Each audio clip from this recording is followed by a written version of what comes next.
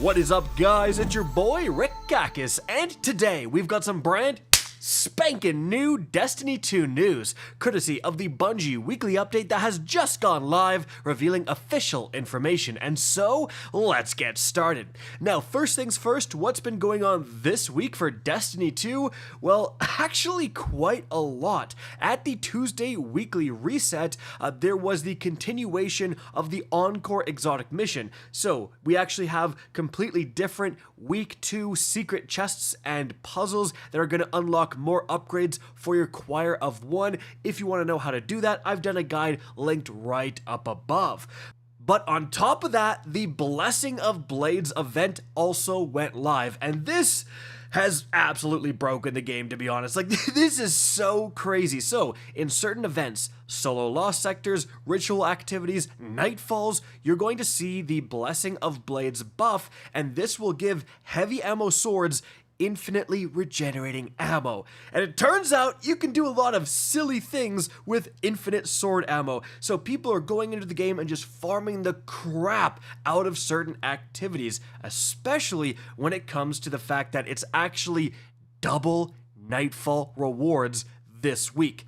And the Nightfall in rotation is actually just the Insight Terminus, which is one of the easiest Nightfalls out there. Like, this is just a crazy week for farming exotics, Ascendant Shards, Adept Weapons, all the stuff you get from a Grandmaster Nightfall. Not to mention what you're seeing in the background gameplay, turns out the 1000 Voices is coded as a sword, so it's also getting infinite ammo. Crazy week to farm, guys. Again, did a video on that, some combos that you absolutely want to put together to absolutely shred in Grandmasters, solo lost sectors, all of that stuff. But moving on from there, guys, let's get to the brand new information within the TWAB.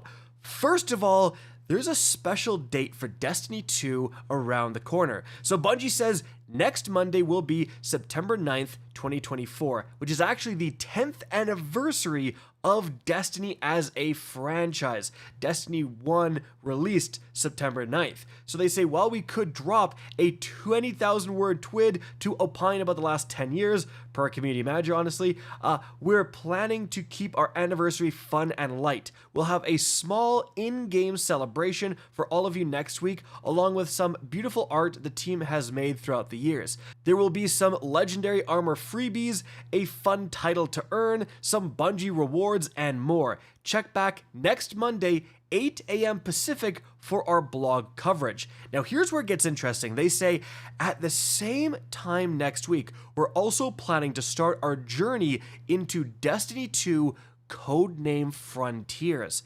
Now, this was the 2025 DLC of some sort. No one knows what it is specifically. Is it an expansion? Is it just more seasons? But this is what's coming after we get done with the 3 currently announced episodes. So they say at 8 a.m. Pacific, we will be releasing a short Dev Insight blog article discussing our goals for the future of Destiny.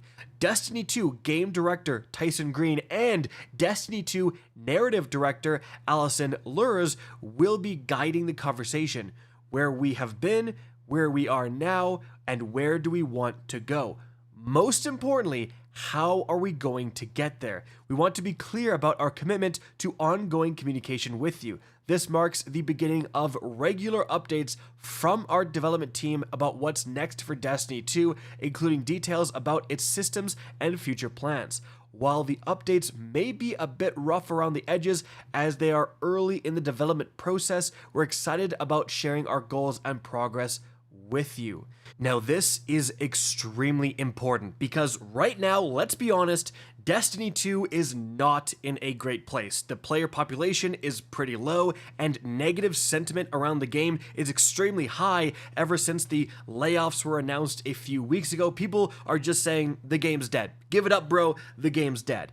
Now, the veterans know We made it through Curse of Osiris, we can make it through pretty much anything, okay? But in all reality, a lot of people are very concerned about the future of the franchise. There's rumors that there's not going to be any more, big DLCs, that the layout of seasons and episodes is changing completely, that they're taking resources away from this game and putting it all towards Marathon, all this stuff around the game. So it's very important that we're getting this update, that the devs are going to go and say, here's what's going on, here's the layout of Codename Frontiers, like, here's what we're thinking, here's what we're planning on adding, right? Like, that is really what we need to know as players, as fans, because, and maybe people are going to say this is mega copium, right? I get people in the comment section every single day saying the game's dead, bro, give it up.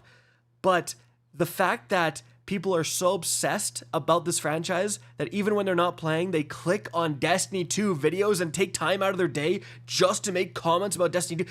Destiny is living rent-free clearly in a lot of people's heads. A lot of people had so much fun with this franchise at one point in time. So I don't think Sony is going to pay $3.6 billion and then just let the franchise peter out. But it does somewhat need to be revived. We need to see some big changes. We don't need any more, just what we've seen with Episode Echoes. A lot of people find this super boring and underwhelming as a season. We want true and new innovation.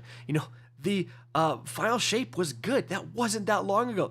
Literally the last big expansion was actually a banger and introduced some great stuff. So we know Bungie can do it, but the problem was that players just didn't stick around. They enjoyed the expansion and left right after. So this being announced, what is actually coming in Codename Frontiers, this is a very important thing to find out. So Monday is going to be a very interesting day. Obviously, gonna make a video on that as soon as that information comes out. Make sure you not only are subscribed, you hit the bell icon so you get that notification. Now they continue and say, there are quite a few topics on our communications roadmap to tackle, so this will be the start of a conversation. Our main goal is to provide bite-sized, direct-to-the-point articles over the next few months rather than mega blogs where it's too easy to get mired in the details. While we'd love to promise a weekly cadence, we're taking the time to cook your meals appropriately. Our articles are never early, nor are they late. They'll arrive precisely when they mean to. Many thanks to those of you who've joined us over this 10-year journey. We've said a few times that we're just getting started, and it's still very much true. The light and the dark saga may have ended, but the future of Destiny still unfolding before us. The universe is big, bright, and full of wonder. We're looking forward to expanding it and hope to see you join us Starside as we approach new frontiers. Moving on from there, guys, they're going to be improving the raids and dungeon rotation. So they say that we've heard our feedback involving this rotation, so they say they're making some changes on October 8th with the launch of the new episode. They say at that time, Warlord's Ruin will enter the rotator queue, so there will be 8 raids and 8 dungeons in total. It's fitting then that we double the number of featured rotator activities every week. This way, the max time that can pass between a specific raid or dungeon will be 4 weeks. Let's use an example for better understanding. On the week of October 8th, these will be the activities in the rotator. So the raids are going to be Last Wish and Vow of the Disciple, and dungeons are going to be Shattered Throne and Duality. As for what order we follow, the rotation will still be based on the Destiny 2 release order. So after Last Wish and Vow, you get Garden of Salvation and King's Fall. After Shattered Throne and Pit of Heresy, well, you can fill the gaps yourself. So doubling the amount of, relevant raids and dungeons is definitely going to help people. Will it completely solve the issue? Or are people just going to want to see these rotators go away entirely? We'll have to wait and see. And then they talk about the Choir of One and specifically the upcoming nerf. So they say, we know you were loving how strong the Choir of One is. Yeah, it's pretty strong. In the background, you're going to see us cheesing Riven with the Choir of One. But they did acknowledge that there's a bug that's giving it more reserves than it's supposed to have. So they give an explanation as to what happened. Apparently it got the reserve buff it wasn't supposed to get and all of that stuff. So they say, we're not looking to make the weapon irrelevant in endgame difficulty. We're adjusting ammo to around 200 base and 300 reserves, down from 250 base and 375 with reserves.